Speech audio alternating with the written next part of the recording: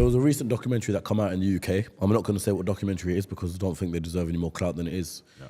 But I remember when this documentary was getting released, there was a trailer that showcased your full lifestyle. Cigars, Bugatti, private jet. And I was like, this documentary seems interesting because I don't know what angle they're coming at. So anyway, I watched this podcast. They showed the lifestyle, they showed everything, and obviously it was a full-on Matrix attack documentary. But one thing I highlighted from that documentary, which was one of the things they said, and I'm pretty sure the exact words were, from one of the producers or something like that, is Andrew Tate, from early days, has always chased fame. And they said that in the form of Big Brother, kickboxing they were saying, that's a great way to get famous.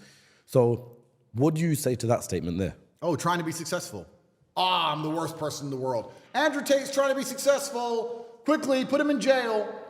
Once again, Matrix attack, mind garbage. They're trying to enslave people. Don't be a kickboxer. Don't get up every day, go running, train hard, get strong, be brave, enter the ring, honorable combat. Don't do that. No. Don't do anything of significance. Because if you do anything of significance, you're trying to become famous. That makes you a bad person. How dare you be significant? Significance and fame are the same thing.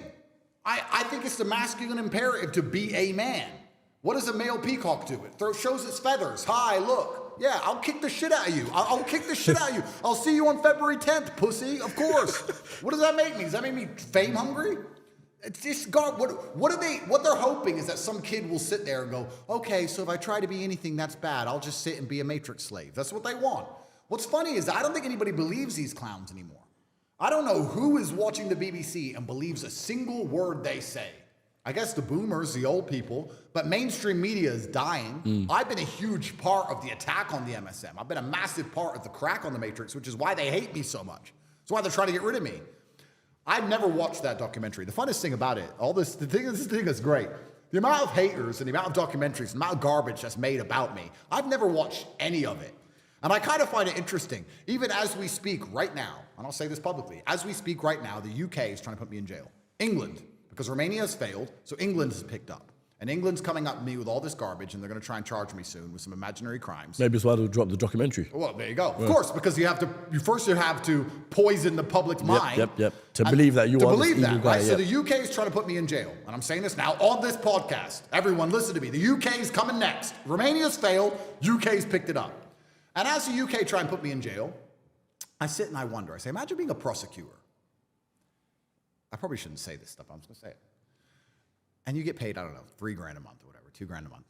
And you're sitting there just looking through my whole life for months. Oh, he made money. Oh, that's a lot of money. That must be a crime. Oh, a Ferrari. Oh, that's a crime. Oh my God, and he has a nice watch. Crime. And just sitting there. The obsession. And for like 6 months, just sitting there. Just analyzing obsessed. everything. Yeah. It's kind of weird that there's all these full-grown adults with this much obsession, making documentaries, trying to take me down, prosecutors in dark rooms going through my life trying to take me down, ex-girlfriend blowing up my phone who I don't reply to anymore. Everyone's just like, it's weird. And I just wake up going, there's so many other people's lives which are just intertwined with mine or obsessed with the idea of trying to be involved in mine. It's actually very weird. I don't know who made that documentary. I don't care. I'm not going to watch it because it's garbage and my time is valuable. And everything they produce is garbage. Yep. And the idea that they're going to say that trying to become significant in the world is a bad thing because they see it as chasing fame. No, I see it as becoming significant. Did Genghis Khan chase fame? No. Well, he just wanted to conquer the world. Yeah, but he became famous because of that. And now we know his name. Yeah. And the people who didn't want to conquer the world, guess what happened to them? They woke up, the Matrix-minded slaves from back then, the people who watched the BBC of those days, and they woke up and said, I don't want to be a bad person. I want to be a good person. I don't want to chase fame. And what they did is they sat there on their little chair and waited for the marauding horde of the Huns to come over the hill and chop their head off. And that's what they did, and they died a nobody. So the people who didn't chase fame got murdered, and their women got stolen from them, and the ones who did chase fame had empires. Yeah. So whoever that dipshit who made that documentary is, I would sit with him and argue with him to end of earth. But the funny thing is, I guarantee if I were to sit across from him, he's a dummy, he's probably a bit slow, he's matrix-minded, and he's an idiot. And nobody believes what he says anyway. So I'm flabbergasted these people say these things without embarrassment or remorse. I'm such a professional and so hard on myself. If I said something so asinine, I would feel genuine guilt. I would have to issue some kind of public apology. These clowns just go through Earth talking crap and never even look in the mirror and go, I'm an idiot. I'm an idiot and nobody believes me. It's crazy. But I guess this is part of the propaganda campaign because the UK is now ramping up its legal attack on me and they want to put me in jail for some reason because Romania has failed. So now they're going to try. So they're going to try and poison public mind first, which makes it another thing interesting. And we're going to say this all on the podcast because why not? People say to me, oh, you're in Romania, you're going through the Romanian legal system. Isn't that scary? Do you think it's corrupt? And I say, well, the Romanian legal system is not as politically charged as the West. Do I have a fairer shot in a UK court where members of parliament discuss how I am dangerous and should be in jail? I mean, they've already banned you from schools and stuff like that. Do I get a fair trial in England? Tell me. I walk into the English court, trial, judge, law, because that's not subjective at all, of course. And I walk in there, and members of parliament are saying I'm dangerous, and the news is saying I'm dangerous, and the BBC is saying I'm dangerous, and everyone's saying I should go to jail. When I stand there in front of the judge and said, I haven't done anything, yeah, but you're Andrew Tate jail. What? Yeah, what the fuck? Do I get a fair shot in England? Yeah. I doubt it. I heavily doubt it. Now, of course, all my boys are in jail, so it'd be easier than Romanian jail. I mean, it's nothing. I've done the hard work, so it's like Butlins compared to what I've been through. But do I even get a fair shot? And then you go further down the rabbit hole and you realize that at the highest echelons of fame and notoriety, the whole legal system is just theater anyway. None of it's fair. This is a question for everyone at home. If you're guilty or innocent can affect the general consensus of a populace, or if it can affect the reputation of a country, or if it can affect the way certain issues are viewed by the masses as a whole, do you think they care about you going to jail for a little while, or do you think they care about giving the right verdict for their agenda? Their agenda. Of course. Do you think they're going to sit there and go, Andrew's come to jail and done nothing wrong, but we've been trying to convince the world he's bad for a very long time, and Romania's tried to put him in jail, and they've failed, and now he's here in front of our judge, and we're going to let him go because he's innocent, and let him have BBC, Andrew Tate walks free from court, or they're going to say, 2 years, Andrew Tate, guilty, blah, blah, blah, blah. Which one do you think they give a shit about 2 years of my life? Yeah. Do you think the Matrix and the people who are in charge of countries are concerned about me going to jail unfairly? Do you know how many people are in jail unfairly? There's so many people in jail unfairly. Yeah. Nobody of these people have been through the system to understand. The day I stand in front of a UK judge, I'm toast.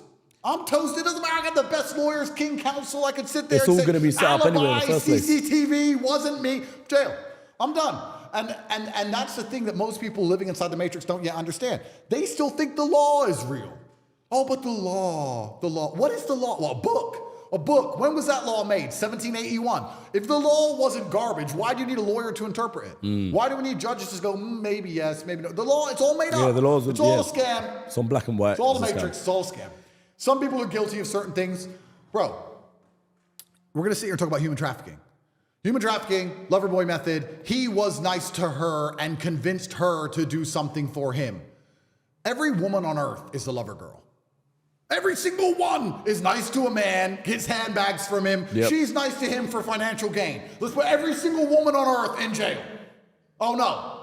That's not a crime. Not going to be the case. That's not a crime, yep, no. Yep. And any man who's nice different. to his woman, that's fine. Yeah. But if Andrew Tate is nice to anyone, so I can't be nice to people, I can't be mean to people, I just can't talk to people. I'm not allowed to talk to anyone, because if I talk to anybody and they get hold of the text messages, it's a crime. Literally. It's insane. And that's the crazy thing about it, because I have people constantly messaging me, constantly trying to get hold of me, men and women, loads of women, because loads of women love me. Mm-hmm. Most people don't understand that I'm actually adored by the female populace.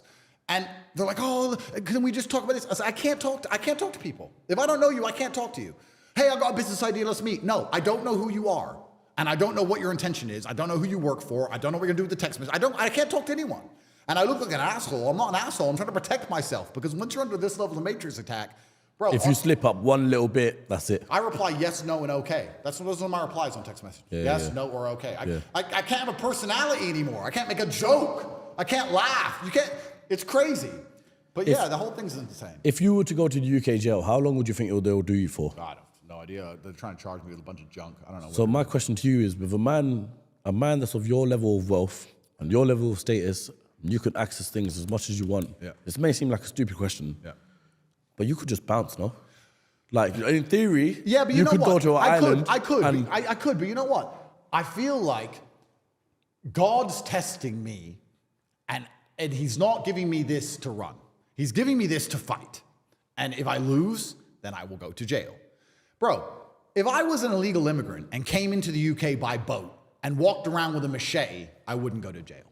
But if you make a bunch of money, you're going to go to jail. Go to jail, yeah. It's like the priorities. If the only explanation for why the things work the way they work is because they're trying to deliberately destroy society. Have they caught that guy with the acid attack yet? Nope. Okay, they haven't even caught him. Have they caught him? No, they said that his body may be in the River Thames. Let me tell you why they haven't caught him. And I don't know, of course, because I'm not a police officer, but I am a professional and I know everything some top G. Here's why they haven't caught him. The only way you can get away with an acid attack in London and not get caught within a day is if you have basically no fingerprint, no facial recognition profile, no social media accounts, no bank accounts, no mobile phone, nothing. Because if you had any of those things, you would go. Meaning, he is what? He is an illegal immigrant who arrived on a dinghy. He arrived on a boat. He came into the country. He was never registered or recognized ever. We have no border whatsoever. No he data then on him. destroyed people's lives. He has no paperwork. And nobody wants to say that on the news, because if you say that on the news, then people are going to start getting pissed off about the boats. Yep. So they allow this to happen to tax-paying, law-abiding citizens having acid thrown in their face because some psycho from God knows where turns up. And the police are sitting, a whole task force of NCA are sitting in a dark room going through my social media trying to put me in jail. This is some dumb shit, man. This is some dumb shit. On what level of clown world are we? On what level of clown world are we operating on? Yeah. Like, there's nothing else to do. There's no stabbing epidemic. The watches are getting stolen in London. The cars, every Range Rover gets stolen. Like, they have nothing else to do. Well, of course, they don't care. They don't care. They don't sit there and say, let's actually protect the population and do something important. No, they don't care. They say, let's get Andrew, because that will show people at home that you can't tell the truth, that you can't get too big and you can't get too popular, and that if you have opinions, you should keep them to yourself. And next time the COVID comes around and you know it's garbage, you should probably shut up because you don't want to end up like Andrew. Look what happened to Andrew. And that's what's going to happen. I don't think I have a fair shot in any Western court. I don't think I have a fair shot anywhere. I have a fair shot with God. That's it. That's all I've got left. I was going to say this in the beginning of the podcast as well, but Allah says in the Quran, I will not burden the soul. I will not burden the soul with much. I will not burden the soul with what it cannot bear. There we go. Like this. Yeah. It's true. And it's in your case, it's like, do you see it as yourself, God testing you? Well, the thing about all of this, which is so interesting to me, is that